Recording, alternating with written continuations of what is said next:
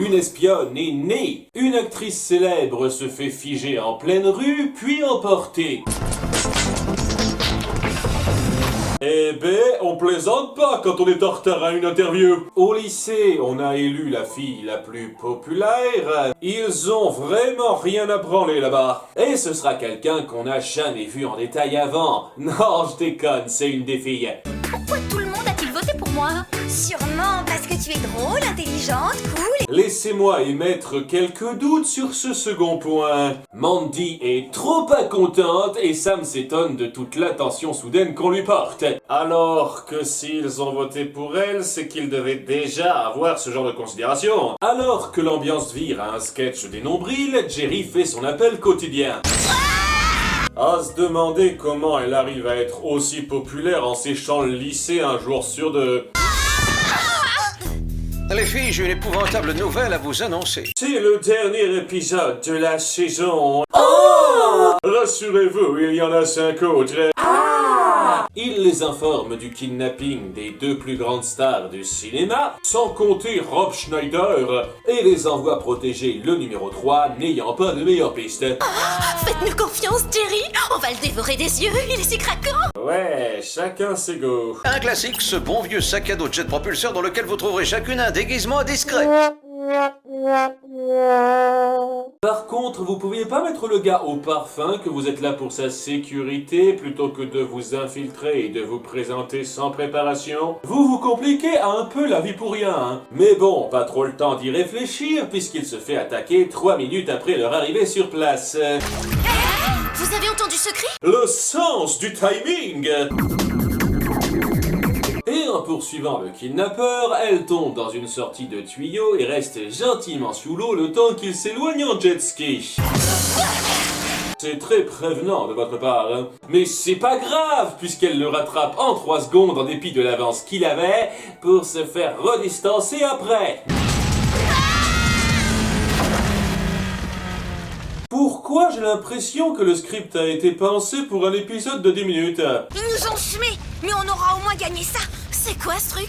Je sais pas à quoi ça sert, le ravisseur a dû sûrement le perdre dans sa fuite. Oui, c'est facile de faire glisser un truc comme ça. Jerry prend plutôt bien la nouvelle. Vous n'y arrivez jamais la première fois, de toute façon. Et leur confie une nouvelle cible à protéger. Doit assister à sa première ce soir à Hollywood. L'une de vous se fera passer pour elle. J'accepte. À l'évidence, ce rôle me revient de droit étant donné mes compétences. Et des relents de l'épisode 2 tout de suite. Je regrette, Clover, vous êtes trop grande. C'est pourquoi le groupe a choisi Alex. C'est elle qui servira de doublure à la star. Alex? Et parce qu'elle a le même teint de peau, ça joue un peu aussi. Et comment ça, trop grande? Elles font à 3 fois rien près la même taille. Nos techniciens sont en train de vous mouler un masque d'Amber Stone. On n'a pas pensé à faire ça quand vous vous êtes fait passer pour une princesse arabe. Et alors qu'Alex transformé accueille les gens à la première d'un film qui fait salle à moitié remplie, vous êtes sûr qu'elle est si célèbre que ça? L'attaque démarre. Alex est touché. Et les ouvreurs la kidnappent. Restons sur place le temps de constater la situation. Ça laissera aux méchants le temps de nous figer, nous aussi. They're the best. Pour une fois, le groupe intervient un petit peu avant la fin. Marco Lumière semble avoir testé son nouvel objectif de caméra sur vous. Je n'ai jamais entendu parler de lui. C'est un cinéaste d'avant-garde frustré. Il a inventé un procédé révolutionnaire qui lui permet de figer son sujet sur place. J'imagine qu'il se sent supérieur parce qu'il s'appelle Lumière. Il a fui la société et s'est réfugié sur une île déserte au large de l'Afrique du Sud. Gogo Gadgeto Batiscaf. Eh ben, moi qui croyais qu'on avait connu le pire des gadgets bizarroïdes du Whoop. Oui, vous n'avez rien manipulé d'aussi étrange qu'un sous-marin smart avant. Elles atteignent l'île et arrivent pile au moment où le méchant explique son plan. Ce qu'on veut, c'est se tirer et rentrer chez nous au plus vite. Mon agent est sûrement mort d'angoisse. Il va faire une déprime. Oh, comme je le plains, c'est dur. Je vais quand même vous dire pourquoi vous êtes ici. Ok, cette réaction était parfaite. Il les force à jouer dans son film qui repose sur un tas d'explosions et de dangers random auxquels ils doivent survivre de façon totalement improvisée. Pas sûr que la mise en scène du produit final soit acclamée par la critique. 2 groupes se forment et... ouais, pas grand chose à dire des minutes qui suivent. C'est juste des scènes d'action clichés aléatoires qui s'enchaînent. Je crois avoir déjà vu ça dans un film. Quel avant-gardisme! Dans un sens, quand vous essayez d'écrire des scénarios, ça se casse toujours la gueule, alors autant se contenter de simplement casser les gueules. Et moi qui croyais que ces soldats nous voulaient du mal.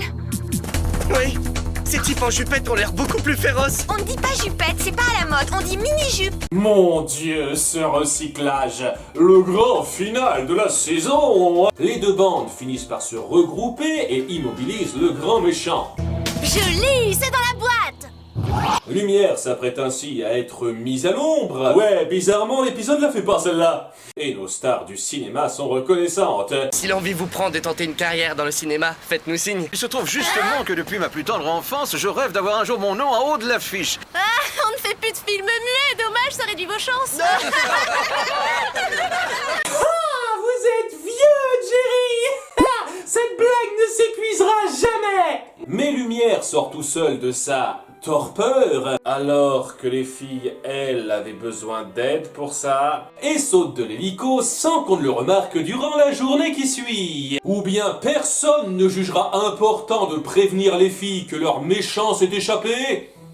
Organisation de merde. Et bien sûr que c'est simple de survivre comme ça au beau milieu de la mer. Sinon, au lycée, il y a un petit rebondissement. Après avoir recompté les voix avec beaucoup d'applications, je me suis aperçu qu'il y avait effectivement eu une erreur dans les résultats. Je suis la fille la plus populaire du lycée. Oui, Mandy, nous allons te croire sur parole. Nous sommes des moutons débiles. Allez-y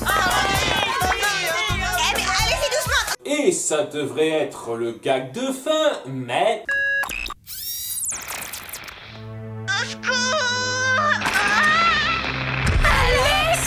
Vous perdez votre temps. Personne ne peut plus rien pour vous maintenant. Surprise. Étrangement, ce sera le seul cliffhanger de fin de saison qu'on aura dans la série. Les autres fois, ce sera des multi-épisodes qui se suffisent, mais là, j'ai un peu l'impression qu'ils ont voulu fourrer une attente de dernière minute pour agripper les gens assez vulgairement, afin que la saison 2 ait plus de chances d'avoir le feu vert. Et ça a marché parce qu'on est loin d'en avoir fini. Cette première saison pose totalement la mentalité de la série, et s'il reste quelques ficelles typiques encore à venir, ce compteur est loin d'en avoir fini. Les 26 épisodes qu'on vient de traiter représentent à peu de choses près tout ce qu'il y a à attendre de Totally Spice. Et ça continuera d'être glorieux. Je vous donne rendez-vous à très bientôt pour la saison 2.